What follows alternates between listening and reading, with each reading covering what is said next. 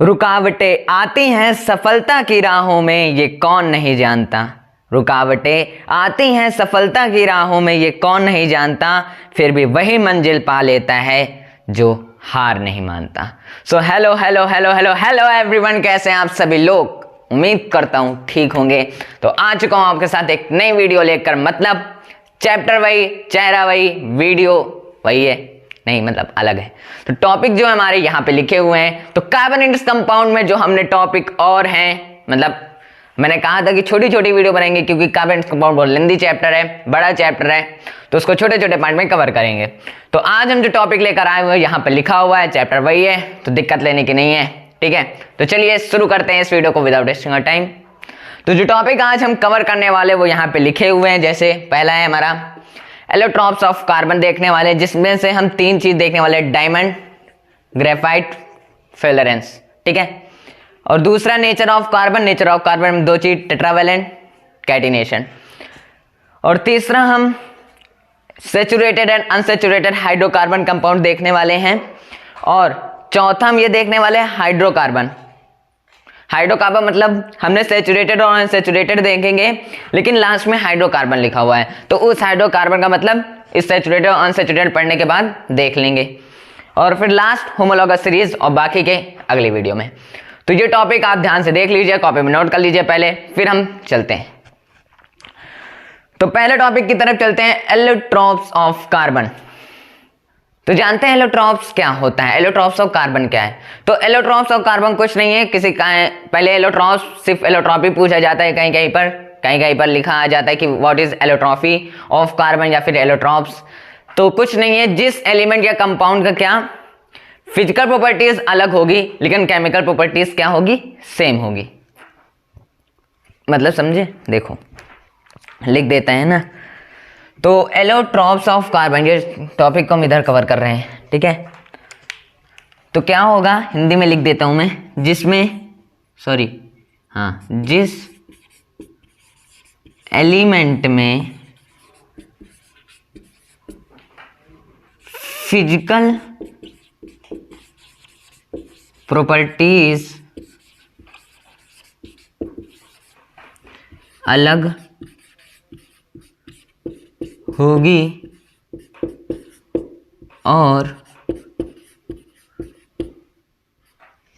और chemical properties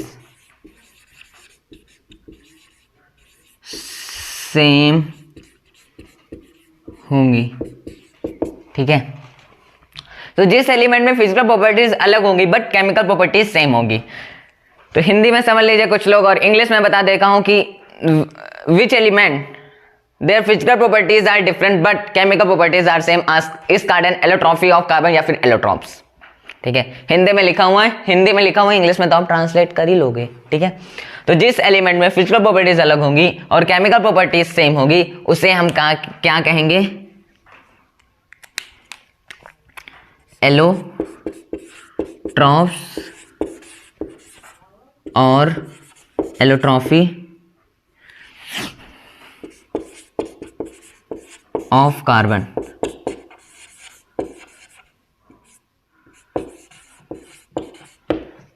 ठीक है। इसे हम कहेंगे एलोट्रॉप्स या फिर एलोट्रॉफी ऑफ कार्बन। तो एलोट्रॉप्स समझ में आया क्या होता है।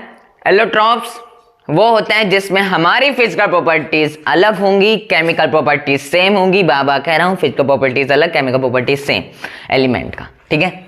और उसे हम कहेंगे एलोट्रॉप्स या फिर एलोट्रॉफी ऑफ कार्बन। कहीं पर एलोट्रॉप्स पूछा जाए तो कंफ्यूज नहीं होना है, कहीं पर एलोट्रॉफी पूछा जाए तो कंफ्यूज नहीं होना है। अगर कार्बन लगा रहे तब पर भी कंफ्यूज नहीं होना है। अब तीन चीज या फिर एलोट्रॉफी में हम तीन चीज देखेंगे, क्या, डायमंड का, ग्रेफाइट का, फ्लोरेंस का। किसका, डायमंड का, जो कि हमारा पहला है, ठीक है। डायमंड,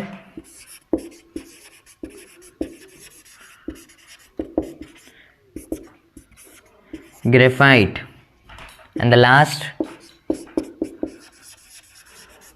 फ्लोरेंस,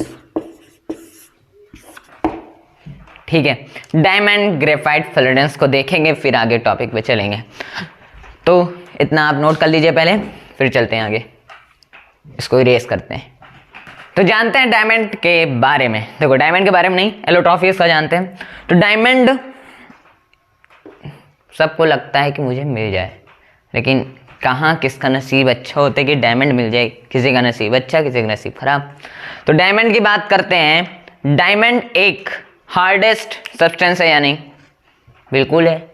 यहाँ ये तो पता है, ये एक कलरलेस ट्रांसपेरेंट सब्सटेंस है, ये पता है। कुछ लोगों को पता है, कुछ लोगों को नहीं पता, हो सकता है सबको पता हो।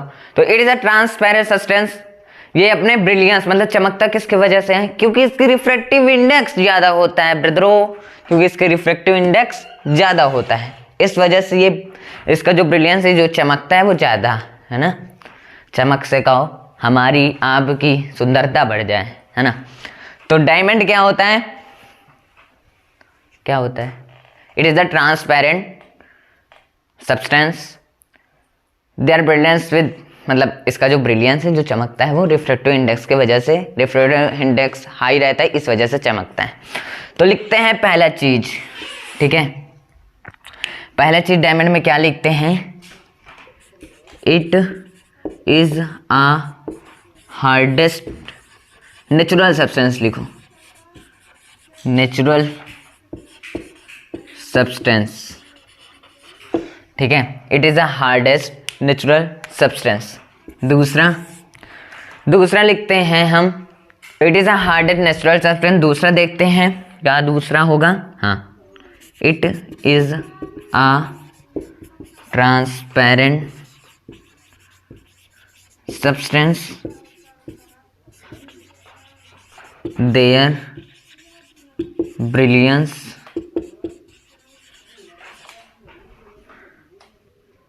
Due to high refractive index.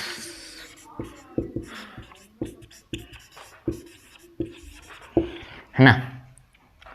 तो it is the hardest natural substance, ये ट्रांसपेरेंट सब्सटेंस है। इसका जो ब्रिलियंस है वो किसके वजह से होता है? क्योंकि हाई रिफ्रैक्टिव इंडेक्स होता है। तीसरा पॉइंट देखते हैं, जो इसकी इलेक्ट्रिकल कंडक्टिविटी ये नहीं होती है क्योंकि इसके पास फ्री इलेक्ट्रॉन नहीं होते हैं डायमंड के पास। तभी तो भाई, हाँ तभी तो भाई नहीं, हाँ ये क्या होता है इसका, क्या बोला मैंने, हाँ फ्री इलेक्ट्रॉन होते हैं। इस वजह से क्या होता है, इसका जो इलेक्ट्रिकल कंडक्टिविटी है वो नहीं होता है, but high melting and boiling point होता है। हाई मेल्टिंग और थर्मल कंडक्टिविटी होती है, ठीक है। तो हम लिख सकते हैं क्या, या तो हम इसी को तोड़ के एक और पॉइंट बना ले, या तो हम लिख सकते हैं, या तो पहले हम लिख सकते हैं it is not conduct electricity. इसको हम आगे ब्लैक से लिख देता हूँ, due to their free electron, है ना, due to their free electron. अब चौथा पॉइंट मैं बना दे रहा हूं इसी में, क्या, it is a good conductor, बस वाला नहीं, of heat and high melting point, या फिर थर्मल कंडक्टिविटी, कुछ भी, मेल्टिंग पॉइंट। ओके भाइयों बहनों, है ना। It is a good conductor of heat and high melting point. तो ये चार चीज, बस यही चार चीज आप याद कर लो, बहुत है, ठीक है। डायमंड क्या होता है, एक बार तेजी से और अच्छे समझ लेते हैं। डायमंड क्या होता है, एक हार्ड एंड नेचुरल सब्सटेंस होता है। ये एक ट्रांसपेरेंट सब्जेक्ट होता है, ये सब्सटेंस होता है। ये चमकता किसकी वजह से चमकता किसकी वजह से है, क्योंकि इसका रिफ्रैक्टिव इंडेक्स ज़्यादा होता है। It is not conduct electricity को कंडक्ट नहीं करता है क्योंकि इसके पास फ्री इलेक्ट्रॉन नहीं होते हैं। It is a good conductor of heat and high melting point, ठीक है, इतना जान गए। तो इसकी स्क्रीनशॉट ले लो। तो अब बात करते हैं डायमंड का स्ट्रक्चर कैसे होता है। डायमंड का स्ट्रक्चर कैसे होता है, डायमंड का स्ट्रक्चर ऊपर बनाते हैं, नीचे नहीं बनाएंगे। तो इसका स्ट्रक्चर कुछ अजीब सा होता है। अजीब सा क्या होता है, जैसे टोपी नहीं होती, टोपी, हाँ ऐसे और यहाँ पे ऐसे ऐसे। एक कोन टाइप में जो टोपी होती है, इस टाइप का क्या होता है, हमारा डायमंड का स्ट्रक्चर होता है। और स्ट्रक्चर का नेम क्या होता है, टेट्राहेड्रल स्ट्रक्चर, टेट्राहेड्रल स्ट्रक्चर। ठीक है, तो इसको नहीं, ऐसे नहीं, कार्बन के पॉइंट में लिखते हैं। ठीक है, देखो 1 carbon, 2 carbon, 3 carbon, 4 carbon, 5 carbon.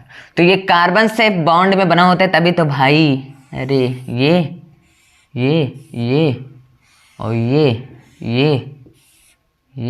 और ये। तो इस स्ट्रक्चर का क्या होता है, अगर क्वेश्चन में डायमंड के बारे में पूछ लिया जाए, डायमंड के अगर सिर्फ पॉइंट लिखना भी कहें, तो नंबर का मत सोचो कि सिर्फ पॉइंट का नंबर मिल रहा है आपको।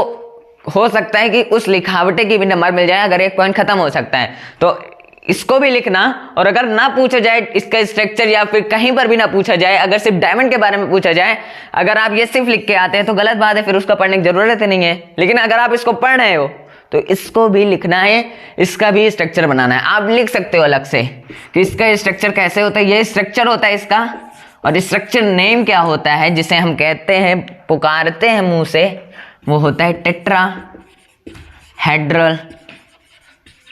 स्ट्रक्चर। ओके, ठीक है, टेट्राहेड्रल स्ट्रक्चर। तो ये था डायमंड की जानकारी बस। हाँ ठीक है, तो फिर से एक बार आपके लिए डायमंड के बारे में। तो डायमंड क्या है, डायमंड क्या है, डायमंड हीरा है नहीं, बस इसको समझते हैं। ठीक है, डायमंड एक हार्डर नेचुरल सब्सटेंस है, और ये एक ट्रांसपेरेंट सब्सटेंस है। ये चमकता किसकी वजह से, क्योंकि इसकी रिफ्रैक्टिव इंडेक्स हाई होता है, और ये बैड कंडक्टर होता है इलेक्ट्रिसिटी का, क्योंकि इसके पास फ्री इलेक्ट्रॉन नहीं होते हैं, और ये गुड कंडक्टर होता है हीट का, हाई मेल्टिंग पॉइंट का, या फिर थर्मल कंडक्टिविटी का, कुछ भी हम बोल सकते हैं। और लास्ट नहीं, बस इतना ही।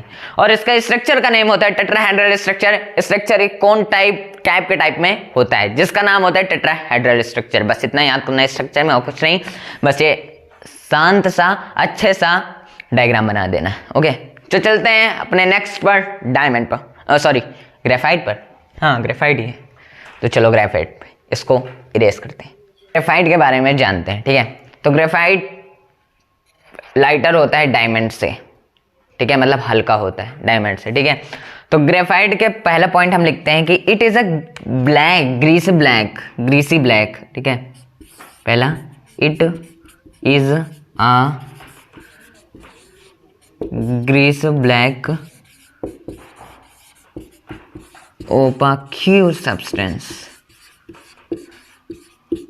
ठीक है, ओपाक्यू सब्सटेंस होता है, इतना बात ध्यान रखना कि कौन सा सब्सटेंस है, या फिर एमसीक्यू में आ सकता है ग्रेफाइट कौन सा शेप का होता है, तो ओपाक्यू सब्सटेंस शेप का होता है। ठीक है, अरे हमने इसको ब्लू से लिख दिया। दूसरा क्या, हाँ, it is lighter than diamond,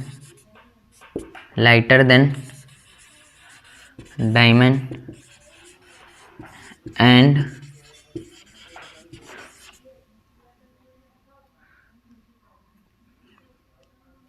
smooth, slippery to touch. ठीक है, दिख रहा, नहीं दिख रहा, स्लिपरी भी लिखते हैं, स्लिपरी टू टच। तो ये क्या होता है डायमंड, अभी हमने दो लिखा, ग्रीसी ब्लैक ओपाक्यू सब्सटेंस होता है, लाइटर देन होता है डायमंड से, और स्मूथ होता है, स्लिपरी टू टच होता है। तीसरा हम लिख देते हैं,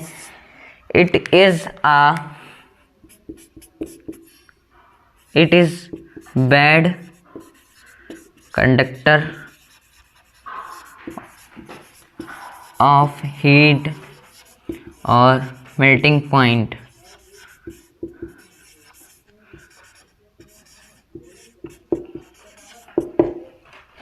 मेल्टिंग पॉइंट। ठीक है, ये एक ग्रीस ब्लैक ओपेक सब्सटेंस होता है, लाइटर देन होता है डायमंड से, और स्मूथ होता है, स्प्लिटर होता है, एक बैड कंडक्टर होता है किसका, हीट और मेल्टिंग पॉइंट का। अगर हीट और मेल्टिंग पॉइंट का बैड कंडक्टर है तो गुड कंडक्टर किसका है, भाई इसका उल्टा डायमंड का, इलेक्ट्रिसिटी का, ठीक है। चौथा लिखता हूं, it is a good conductor of, it is a good conductor of electricity city. अब मैं आगे लिख देता हूँ ब्लैक से नीचे, ड्यू टू दिया, भाई इसके फ्री इलेक्ट्रॉन होंगे और क्या, due to their free electron, due to their free electron. It is a grease black opaque substance. It is a lighter than diamond and smooth slippery to jet. It is a bad conductor of heat or melting point. It is a good conductor of electricity due to their free electron. मतलब ये grease opaque substance होता है और ये lighter than होता है diamond से और स्मूथ होता है और स्लिपरी टू टच, मतलब ये फिसलता है, स्लिपरी, ठीक है, मुलायम होता है या फिर हम बोल सकते हैं।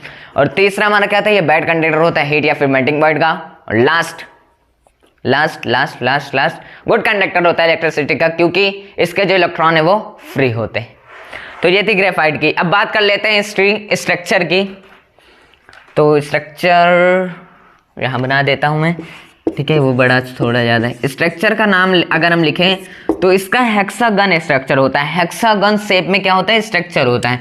तो हम इसे फिर बोल सकते हैं हेक्सागन स्ट्रक्चर, ठीक है, चिंता नहीं लेने का, हेक्सागन स्ट्रक्चर।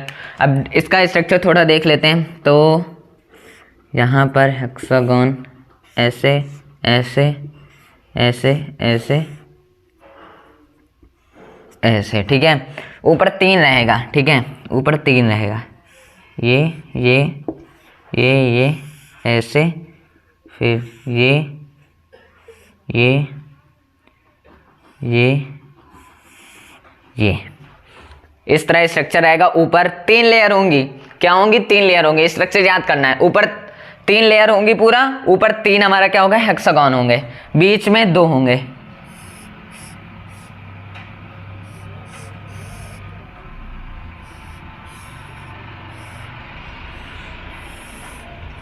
ठीक है, बीच में 2 होंगे। और नीचे भी क्या होंगे, 2 होंगे, नीचे भी क्या होंगे, 2 होंगे। तो नीचे भी बना देते हैं एक, एंड इधर भी गलत हो गया,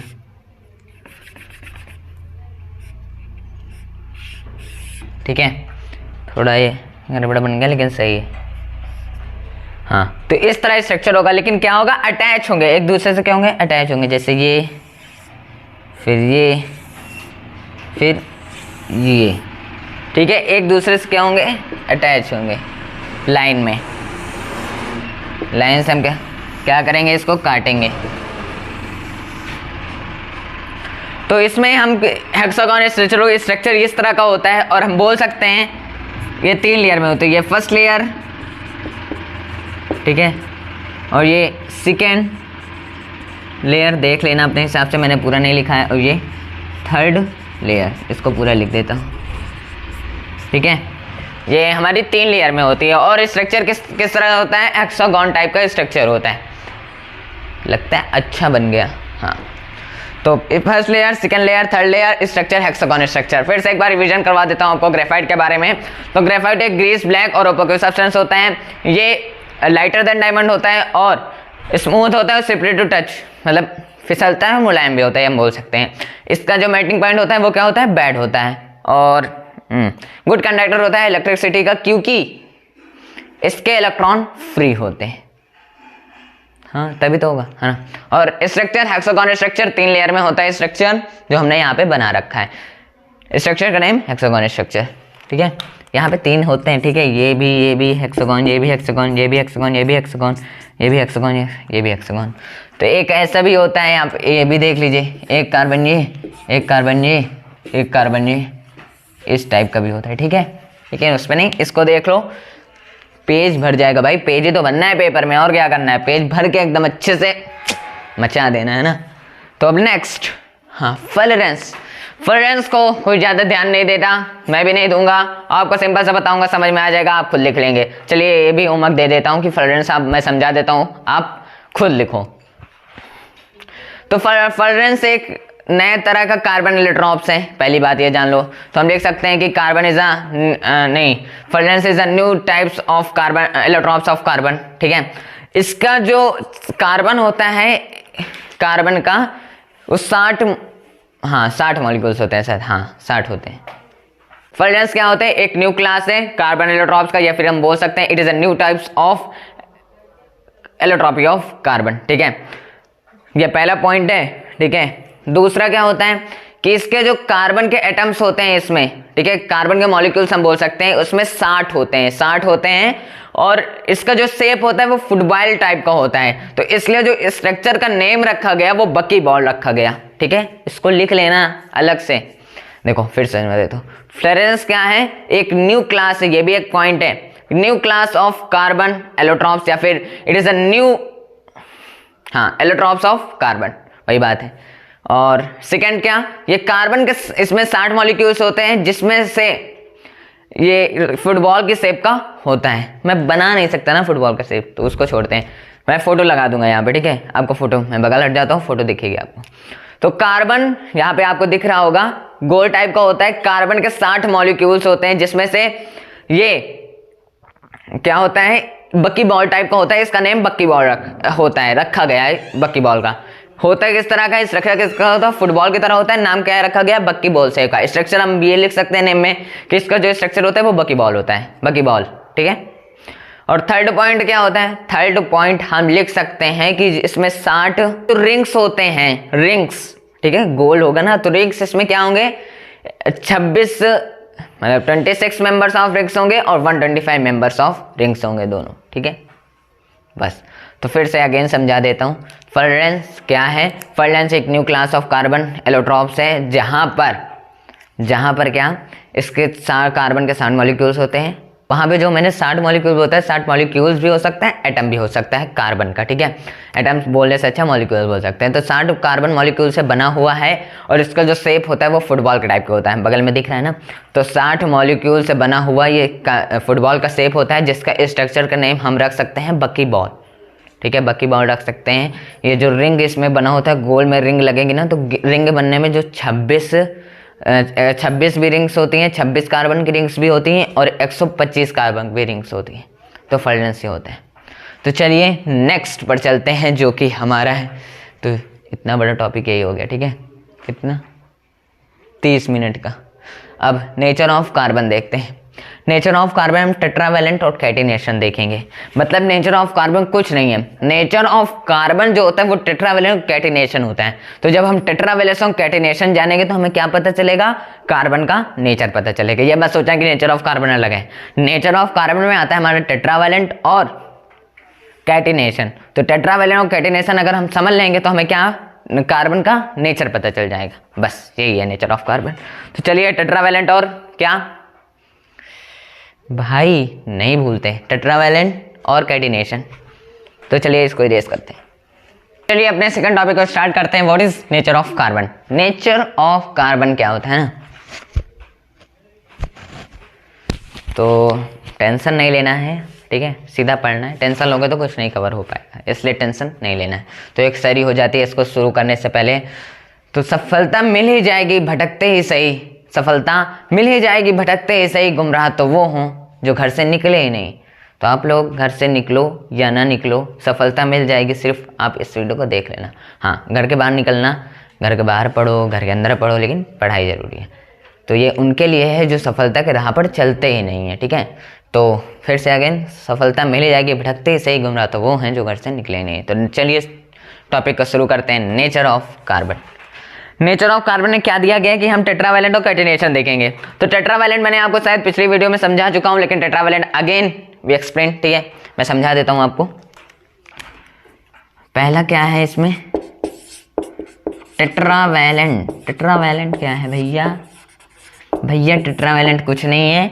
टेट्रावैलेंट वो है कि कार्बन की वैलेंसी 4 होती है, मतलब जिसकी वैलेंसी 4 होगी उसे हम टेट्रावैलेंट कहते हैं। तो भैया क्या सिर्फ कार्बन की वैलेंसी 4 होती है? हाँ, नहीं होगी, नहीं होगी। सिर्फ कार्बन की बात करें तो कार्बन, अगर होगी तो उसका नाम टेट्रावैलेंट होगा, वो उसका नेचर जो होगा वो टेट्रावैलेंट होगा। अगर नहीं होगा तो नहीं होगा, टेट्रावैलेंट नाम नहीं पड़ेगा, और क्या। ठीक है, तो या फिर हम टेट्रावैलेंट में लिख सकते हैं इसके कैपेबल होता है कि जो बॉन्डिंग होता है या फिर बेंडिंग होता है कार्बन एटम्स का, वो खुद से और अदर एलिमेंट से क्या करता है, बॉन्ड भी बना लेता है, और 4 बॉन्ड बनाता है, 4 बॉन्ड बनाता है ना, 4 बॉन्ड बनाता है कि नहीं हाइड्रोजन कार्बन, तो उसे भी हम क्या कहेंगे, टेट्रावैलेंट भी कहेंगे। शेयर करके उसने क्या है, 4 बॉन्ड बनाए थे। ठीक है, तो उससे क्या कहेंगे हम, टेट्रावैलेंट भी कहेंगे। और टेट्रावैलेंट भी होता है, कहीं कहीं जगह लिखा रहता है, लेकिन कहीं कहीं जगह टेट्रावैलेंसी ऑफ कार्बन लिखा होता है। तो टेट्रावैलेंट टेट्रावैलेंसी में कार्बन कंफ्यूज नहीं होता है। अगर किसी भी मतलब कार्बन में होगा, ठीक है, कार्बन में अगर 4 वैलेंसी हो किसी भी एटम या मॉलिक्यूल एटम एलिमेंट में 4 वैलेंसी हो। वैलेंसी जानते हो ना कि जो लास्ट सेल होती है, जब हम इलेक्ट्रॉनिक कॉन्फ़िगरेशन होते हैं, जो लास्ट सेल में इलेक्ट्रॉन होता है हमारा, जो नंबर होता है वही वैलेंस सेल होता है हमारा, वही लास्ट वाला वैलेंस सेल होता है। वैलेंस सेल जो होता है वही हमारी वैलेंसी होती है। तो कार्बन की वैलेंसी 4 है, तो हम इसे लिख सकते हैं इट इज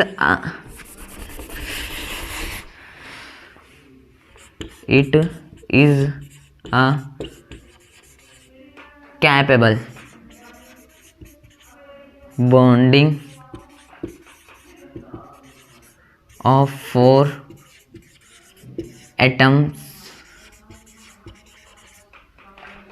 to, दिख रहा है टू, हाँ, अदर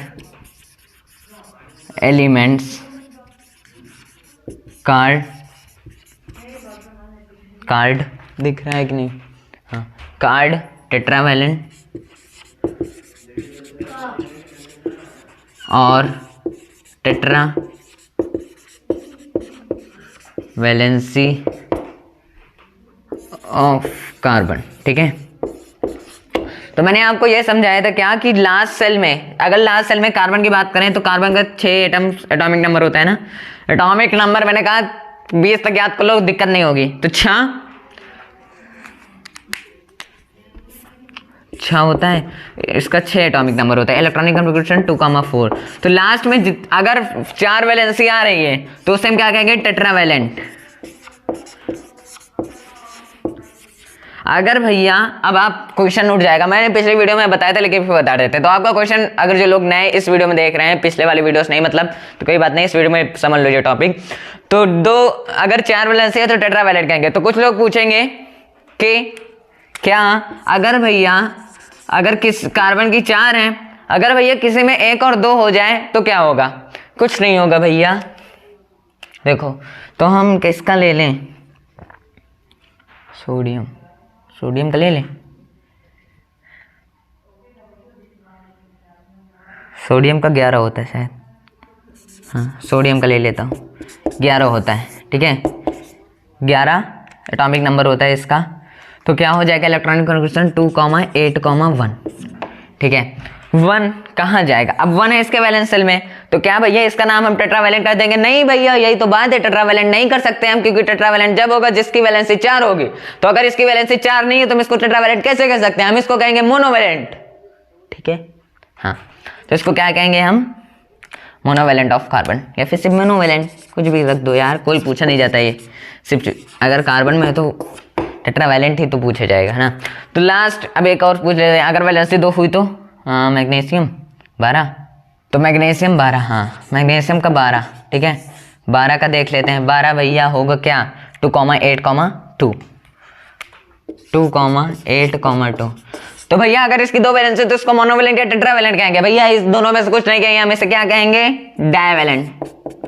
नया नाम मिल रहा है हमें। ठीक है, तो याद रखना है कि कार्बन अगर वैलेंसी 4 होती है किसी में तो उसे टेट्रावैलेंट कहेंगे। नेचर में अगर कुछ और पूछे तो लिख देना, it is capable of bonding 4 atoms to other element is called tetravalent, और टेट्रावैलेंसी ऑफ कार्बन। और ये भी लिख सकते हैं, ये पहला पॉइंट है। दूसरा पॉइंट में हम लिख क्या सकते हैं, अगर पॉइंट में लिखना है, दूसरा पॉइंट ये लिख सकते हैं कि अगर किसी भी एटम क्या कार्बन का ही नाम ले लो, अगर उसके 4 वैलेंसी होगी तो टेट्रावैलेंट ऑफ कार्बन होगा। ठीक है, टेट्रावैलेंट ऑफ कार्बन होगा।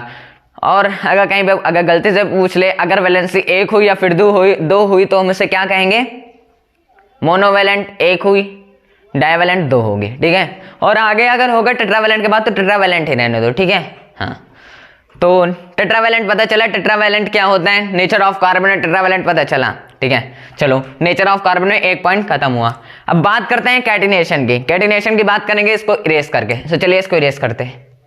तो कैटिनेशन देख लेते हैं, दूसरा टॉपिक है हमारा नेचर ऑफ कार्बन में। ठीक है, दूसरा पार्ट है। तो कैटिनेशन को हम, कैटिनेशन के आगे हम ये भी लिख सकते हैं self linking.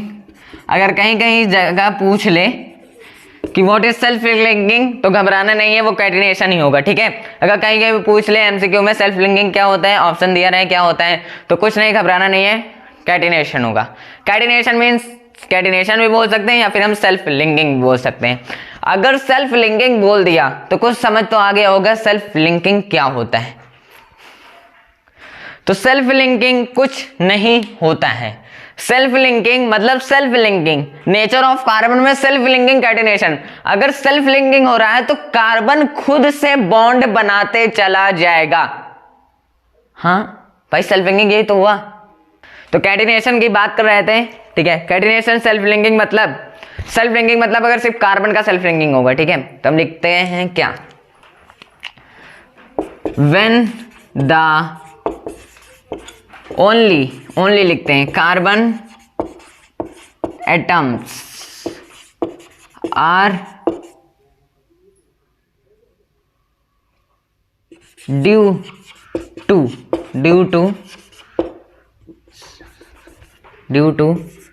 Self linking make a branched या फिर सिर्फ बिग चेन या फिर रिंग्स इज कॉल्ड कैटिनेशन। ठीक है, तो कैटिनेशन क्या होता है, when the only carbon atom, जब एक सिर्फ कार्बन एटम, सेल्फ लिंकिंग जब होगी जब उसके साथ कोई अदर एलिमेंट नहीं होगा। मैंने कोवेलेंट की बात नहीं होगी क्योंकि कोवेलेंट में हमने उसने हाइड्रोजन के साथ अपने बॉन्ड को बनाया था और ऑक्टेट रूल को पालन किया था। हाँ, उस समय वो कार्बन अपने भाई को भी ले सकता था, ये आगे हम देखेंगे। ठीक है, कार्बन के साथ भी क्या कर सकता था, बॉन्ड बना सकता था। When the only carbon atoms are due to self linking make a branched big chain rings is called catenation.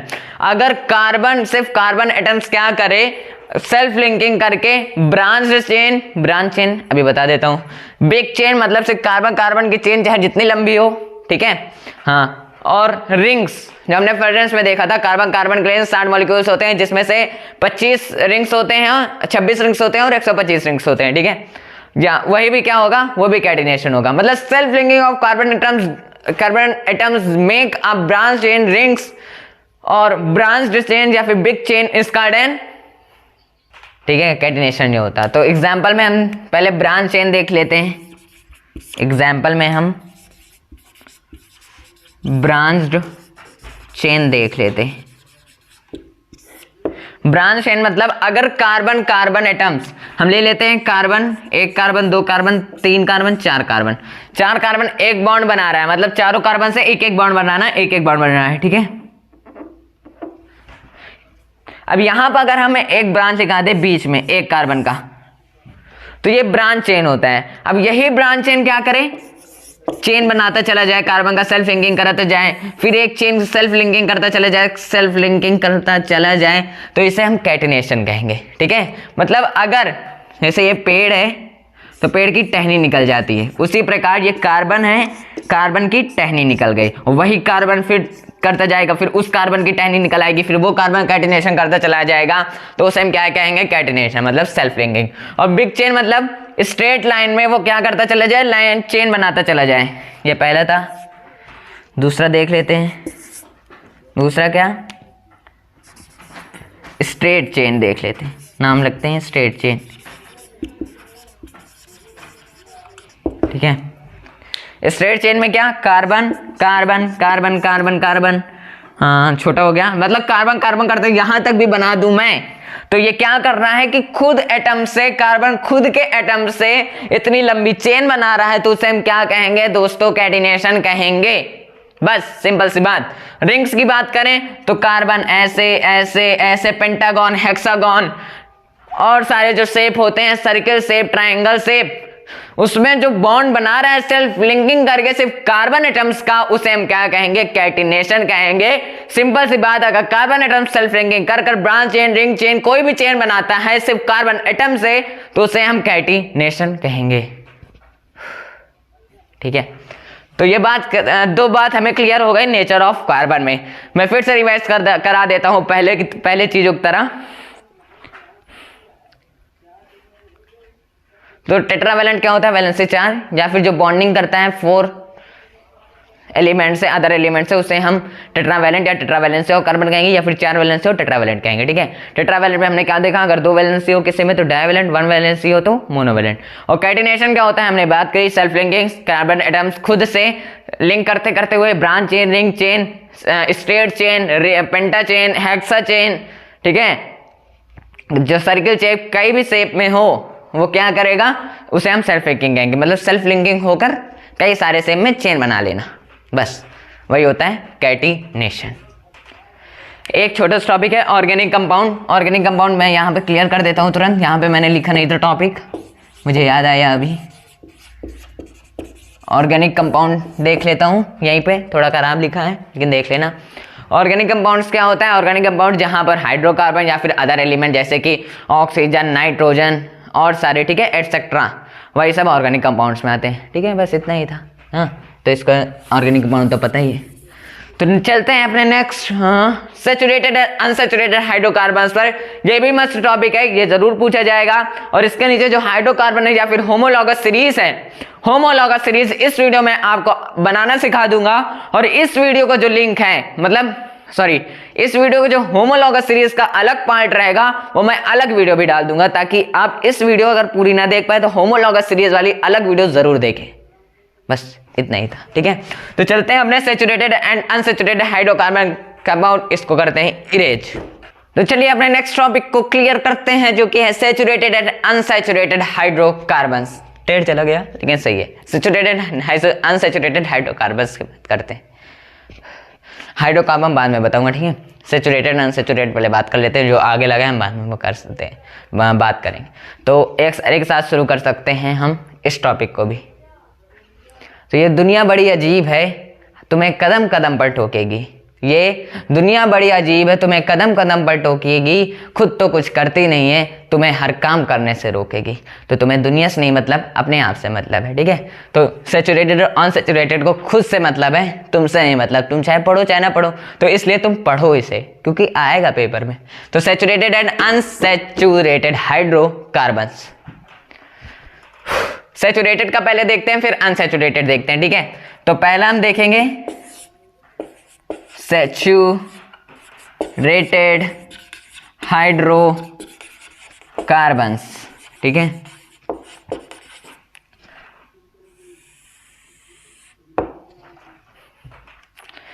Saturated hydrocarbons की बात करें तो सैचुरेटेड हाइड्रोकार्बन्स की बात करें तो compound of carbon which have single bond between the carbon atom is called and saturated hydrocarbons। ठीक है, लिखते हैं पहले। तो compounds of carbon have a single bond, ठीक है, have a single bond between carbon atoms called saturated hydrocarbons। Example में बात करूं तो एल्केन्स। अब एल्केन्स क्या है ये होमोलॉगस सीरीज में पता चल जाएगा, मैं बता देता हूं यहीं पे थोड़ा बहुत।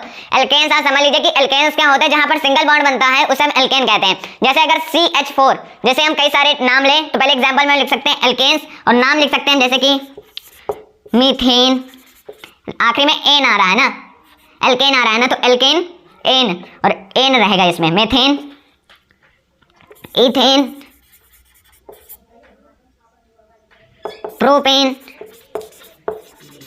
सैचुरेटेड हाइड्रोकार्बन एग्जाम्पल क्या है? एल्केन। एल्केन में एग्जाम्पल मीथेन, इथेन, प्रोपेन। भैया मीथेन, इथेन, प्रोपेन मेथी वेती है क्या? नहीं भैया, मीथेन, इथेन, प्रोपेन ही है। मतलब सब्जी नहीं बनाने वाले, जहाँ पे हम बॉन्ड बनाने वाले हैं कार्बन और हाइड्रोजन के बीच में, ठीक है। तो मेथी लेकर मत बैठ जाइएगा ना, करहिया लेके बैठ जाइएगा, ठीक है। हम मेथेन और इथेन प्रोपेन की बात करने वाले हैं। इथेन, इथेन, प्रोपेन, ठीक है। मीथेन, इथेन, प्रोपेन क्या है भैया?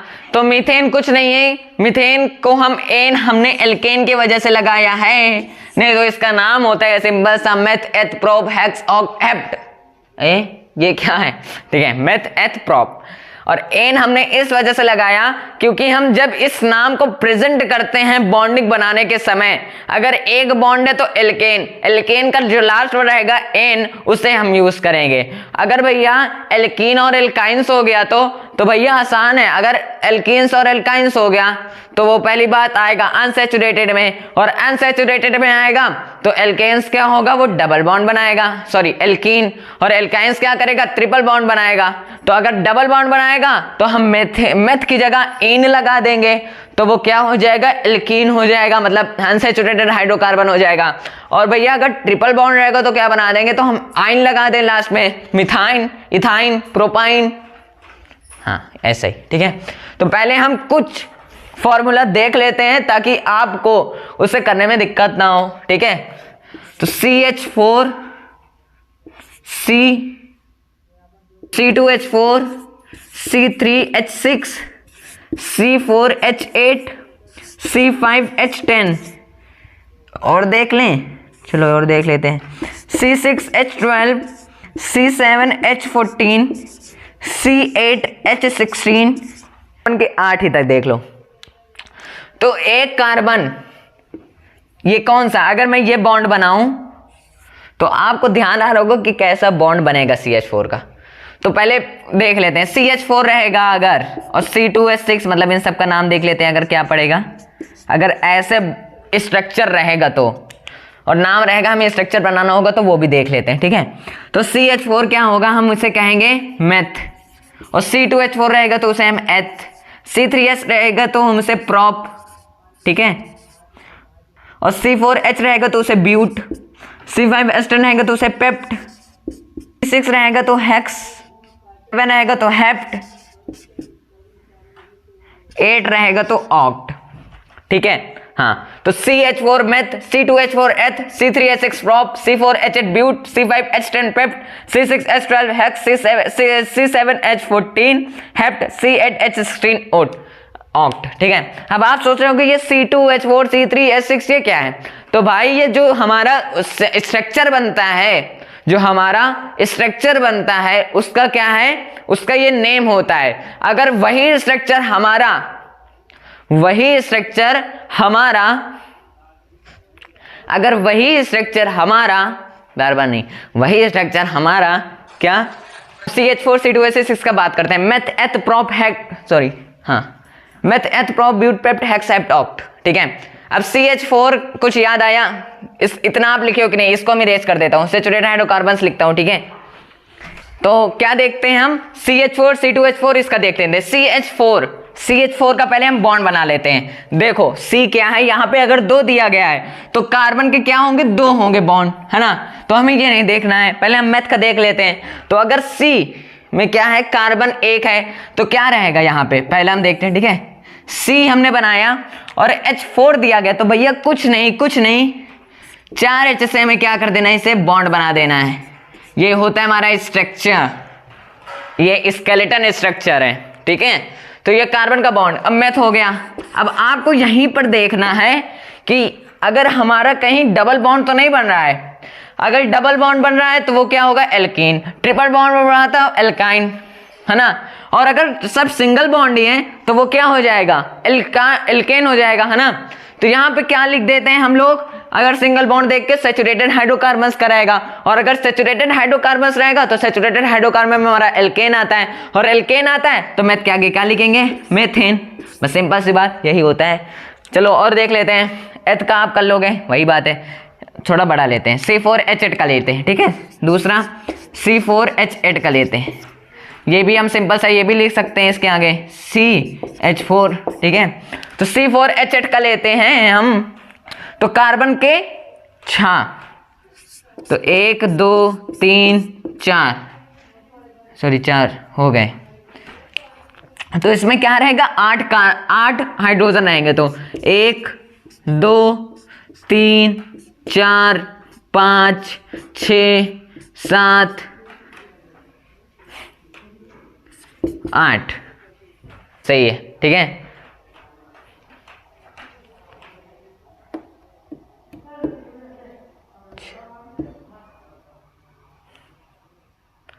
ठीक है, अब यहां पे आपको देखना है कि क्या सिंगल बॉन्ड है। सिंगल बॉन्ड है तो हाँ, तो 4 कार्बन का क्या कहते हैं हम, ब्यूट कहते हैं। ब्यूट कहते हैं तो क्या हो जाएगा N, बस सिंपल सी बात।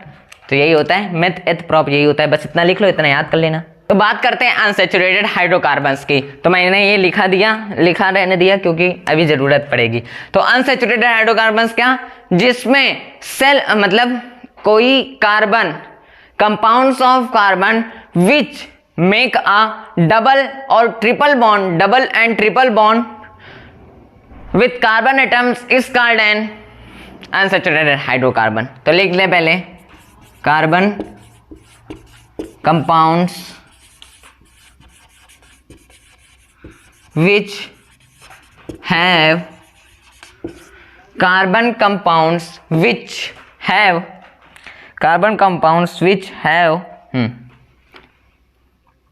make double and triple bond called, make double and triple bond called make double and triple bond called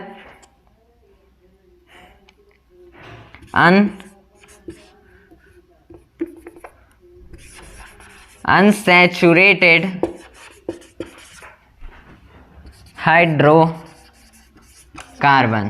hydrocarbons, ठीक है। अगर कोई कार्बन एटम्स डबल या ट्रिपल बॉन्ड बनाता है, डबल या ट्रिपल बॉन्ड होता है, तो वो क्या होगा, अनसैचुरेटेड हाइड्रोकार्बन होगा, ठीक है। एग्जाम्पल हम देख लेते हैं। एग्जाम्पल क्या होगा हमारा, एल्कीन होगा और एल्काइन होगा। एल्कीन जब होगा जब डबल बॉन्ड बनाएगा, और एल्केनाइन जब बनाएगा जब ट्रिपल बॉन्ड होगा, सिंपल सी बात।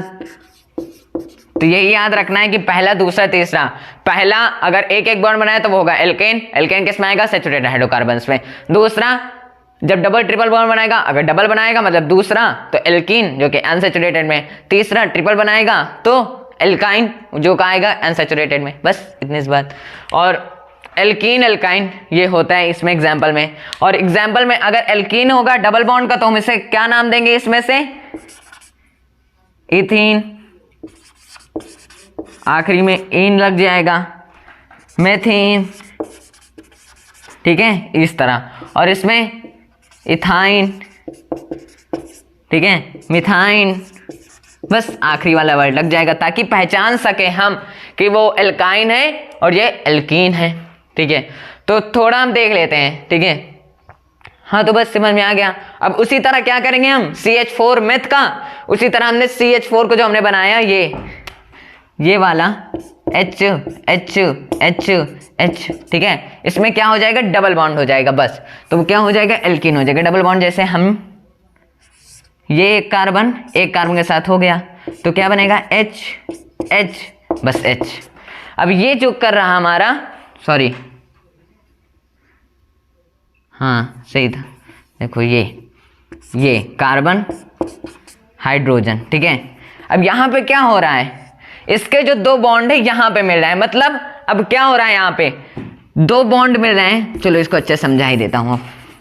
देखो ये कार्बन है हमारा, अब हमें एल्केन में देखा, एल्केन में क्या हो जाएगा, यहाँ पे 4 हाइड्रोजन हो जाएंगे सिंगल बॉन्ड के, तो वो क्या हो जाएगा, सैचुरेटेड में चला जाएगा और नाम क्या पड़ जाएगा, मेथेन। मेथेन अगर नाम पड़ जाएगा, अगर मैं यहाँ पे एल्कीन, अगर भैया CH4 नाम तो वही रहेगा ना भैया, नाम तो यही रहेगा, स्ट्रक्चर भी वही रहेगा, बस क्या होगा, डबल बॉन्ड होगा। तो डबल बॉन्ड होगा तो कैसे हो जाएगा स्ट्रक्चर, ये डबल बॉन्ड H, ठीक है, यहाँ पे 2 इलेक्ट्रॉन आएंगे, सॉरी सी के साथ है ना, तो ये H और ये H बचेगा बस। अब भैया इसमें से कहाँ से पता चलेगा कि यहाँ पे 4 इलेक्ट्रॉन हमारे शेयर रहे होंगे? तो भैया ऐसे शेयर हो रहे होंगे क्योंकि मैंने बात की कि 1 पेयर ऑफ इलेक्ट्रॉन में कितने इलेक्ट्रॉन शेयर होंगे? 2 पेयर। लेकिन 2 पेयर ऑफ इलेक्ट्रॉन में कितने इलेक्ट्रॉन शेयर होंगे? 4 इलेक्ट्रॉन शेयर होंगे। तो उसे हम क्या कह देते हैं? 2 पेयर ऑफ इलेक्ट्रॉन। तो यहाँ पे 2 इलेक्ट्रॉन शेयर हो रहे हैं, 2 इलेक्ट्रॉन हम हाइड्रोजन से ले रहे हैं, 1 इलेक्ट्रॉन इससे, 1 इलेक्ट्रॉन इससे। तो भैया 2 डबल बॉन्ड भी बन रहा है और हमारा जो कार्बन है वो ऑक्टेट रूल का भी पालन कर रहा है और ये हमारा क्या बन रहा है? एल्कीन बन रहा है। एल्कीन बन रहा है तो कौन सा हाइड्रोकार्बन है? अनसैचुरेटेड हाइड्रोकार्बन है ना? ठीक है, तो क्या है ये स्ट्रक्चर? CH4 है, नाम क्या है? हाँ, तो CH का मेथीन ENE लगेगा। ENE से हम लास्ट में पहचान लेंगे कि क्या है, ये एल्कीन है जो कि अनसैचुरेटेड हाइड्रोकार्बन में आता है। तो एक बार एल्काइन का देख लेते हैं जिसमें ट्रिपल बॉन्ड हो। तो भैया कुछ नहीं होगा, देखो CH4 का हम क्या देख लेते हैं? एल्काइन वाला। तो C अब ये क्या करेगा? अगर तो ये H, ये ट्रिपल बॉन्ड C, ठीक है। अब इसी को हम ऐसे भी कर सकते हैं, सॉरी एक बात ध्यान रखना, मैंने जो CH4 बनाया एल्कीन का वो सिर्फ एग्जाम्पल के लिए बनाया, लेकिन CH4 का कभी भी ना एल्केन बनता है, CH4 का ना कभी एल्काइन बनता है, ठीक है। इतनी बात ध्यान रखना, मैंने वो एग्जाम्पल के लिए समझाया था, वो स्ट्रक्चर बनेगा ही नहीं, इसलिए मैं इसको भी एल्कीन की तरह समझा देता हूं, एल्काइन की तरह। बस मैंने वो एग्जाम्पल लिया था। CH4 सिर्फ किस में बनेगा? एल्केन में। और किस में क्या बनेगा वो हम होमोलॉगस सीरीज में डिस्कस कर लेंगे, जो कि एकदम क्लियर हो जाएगा। फिर हम जान लेंगे कि C2H6 फिर ये किस में एल्कीन आएगा, किस में एल्काइन आएगा, किस में एल्केन आएगा। तो CH4 का हम एग्जांपल देख लेते हैं, एल्काइन में होगा नहीं, एल्काइन में, ठीक है, ध्यान रखना। तो इसका भी स्ट्रक्चर जैसे ये हो जाएगा 3 बॉन्ड और ये 1 हाइड्रोजन, ये स्ट्रक्चर नहीं बना सिर्फ एग्जांपल की तरह। तो यहाँ पे 3 पेयर ऑफ इलेक्ट्रॉन शेयर हो रहे हैं, मतलब 6, सॉरी हाँ, यहाँ पे इलेक्ट्रॉन शेयर हो रहे हैं 3 ये रख रहा है, 3 ये रख रहा है, तो 3 1 4, तो ये क्या हो जाएगा? मिथाइन। बस एग्जाम्पल के लिए, ठीक है। मैंने पहले बोलने से पहले शुरू कर दिया था, लेकिन मैं अब बाद में बोल रहा हूं कि ये एल्केन और एल्काइन में CH4 नहीं होगा। हो सकता है C2H4 भी एल्काइन में ना आए, एल्केन में आ सकता है लेकिन एल्काइन में नहीं आएगा, ठीक है। तो ये होता है सैचुरेटेड और अनसैचुरेटेड, समझ में आया। तो हाइड्रोकार्बन्स की बात भी यहीं कर लेते हैं, जो हमारा चौथा टॉपिक है। हाइड्रोकार्बन कुछ नहीं होता है, हाइड्रोकार्बन बार बार बोले जा रहा हूं तो आपको समझ में आ जाएगा कि यहां पर हाइड्रोजन कार्बन दोनों साथ रहते हैं, उसे हम हाइड्रोकार्बन कहते हैं, बस। तो आप सोचोगे भैया इतनी देर से तरसा रहे हो, उस टॉपिक को कंफ्यूज कर रहा है। नहीं भैया, वही कहाँ कंफ्यूज करेगा, तो क्लियर हो गया, ठीक है। तो नेक्स्ट लास्ट होमोलॉगस सीरीज को डिस्कस करते हैं, और वो अलग सा भी वीडियो रहेगा और इसमें भी रहेगा। तो चलिए फटाक से होमोलॉगस सीरीज करते हैं, फिर इस वीडियो को खत्म करते हैं, फिर अगली वीडियो मिलेंगे, ठीक है। तो लास्ट टॉपिक को कवर करते हैं, होमोलॉगस सीरीज को। इसको बनाना भी सीख जाएंगे, इस वीडियो में भी ये वीडियो रहेगी, और जो अलग वीडियो आएगी होमोलॉगस सीरीज की उसमें भी ये रहेगा। तो होमोलॉगस सीरीज को हम बनाना अगर सीखें तो ये हमने एक लाइन खींची, ठीक है, और ये एक और लाइन खींची, ये एक और लाइन खींची। तो इस तरह हमें क्या करना है ना, लाइन खींच लेना है। और क्या लिखना है इस डब्बों में, क्या लिखना है हमें?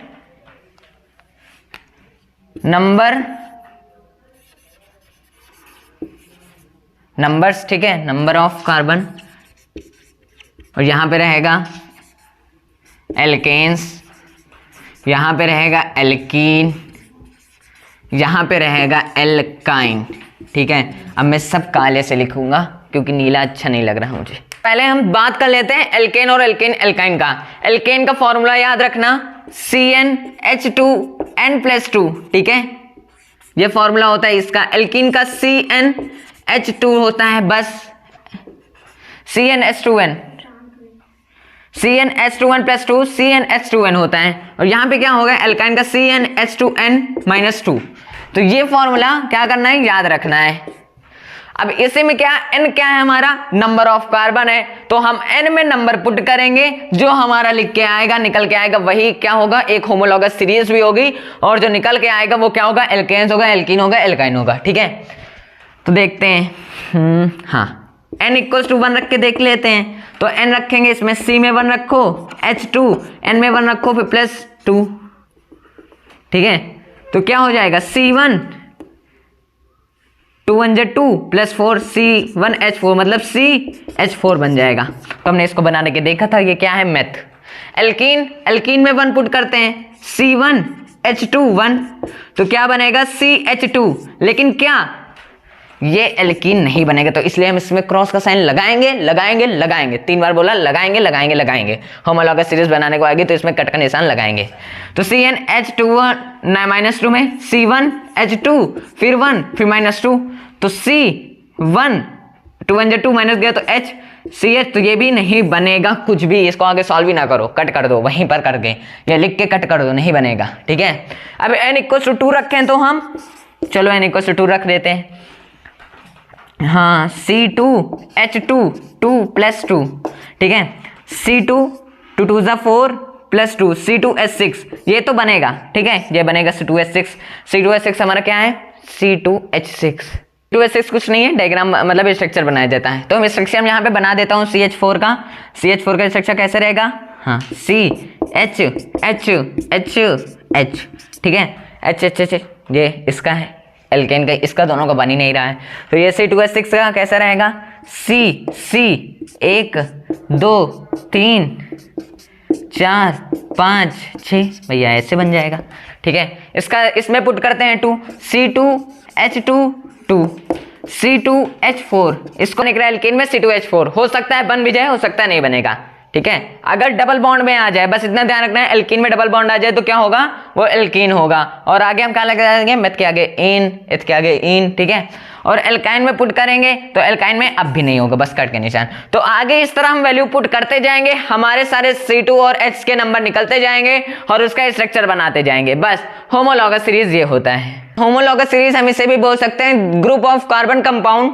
एक ग्रुप होता है कार्बन कंपाउंड पर, जहां पर वो शो करते हैं प्रीसीडिंग और सक्सीडिंग नंबर ऑफ CH2।